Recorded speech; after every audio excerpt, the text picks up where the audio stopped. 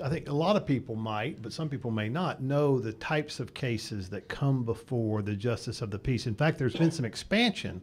I think in the 83rd legislature, seems like we addressed a few things that maybe the justice of the peace could hear now that they couldn't hear before. Now, I'm not an expert on that, so if you ask me what they are, I don't know, but I'm expecting if you guys know to be able to say something. But just you touch on that, Tom, if you would, and then Gary, if there's anything you want to add, please do that. That's not on the agenda here, but I just think it's good for people to know, okay, what do I go to the justice of the peace for?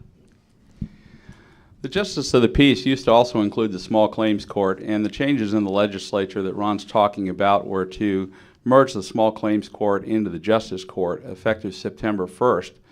And now the Justice Court handles everything under the same sort of rules, where there's no different rules between the two courts. That makes it easier to provide service to people because they come there with the expectation that their cases are going to be heard the same way. The justice is the trier of fact, so the justice is asking the questions. Even if there's lawyers in the court, the justice still gets to ask the questions with the basic goal of reaching the truth in each undertaking and rendering proper judgment under the law. This is the kind of service that you can expect. Now, the types of cases are evictions, small foreclosures, civil cases under 10,000, Class C misdemeanors, which the justice has original jurisdiction on, truancies, and several other administrative type matters. But those are the five general types that you'll see the most in justice court. Thank you, Tom. Gary, do you have anything to add to that? Yeah, those are that's obviously the correct areas in which the Justice of the Peace operates. There's also magistrate duties that are involved that a justice will be called upon perhaps to issue some warrants, search warrants, and things of this nature as well. And frankly, in some counties, the Justice of the Peace even serves as the coroner.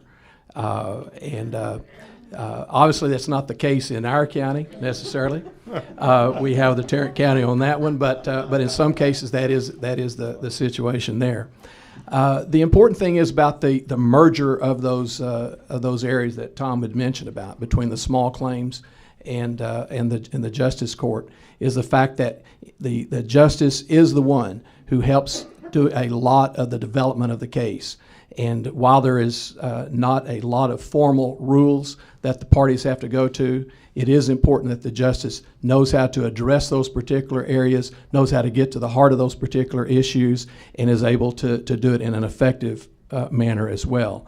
And it certainly involves the opportunity that the justice provide a very good courtesy to the people that are there, not just the litigants that are there, but also the attorneys that might be there, also the jurors and the court staff and all of the people that are part of the process. That's a very important thing, addressing the people in a very courteous manner as well.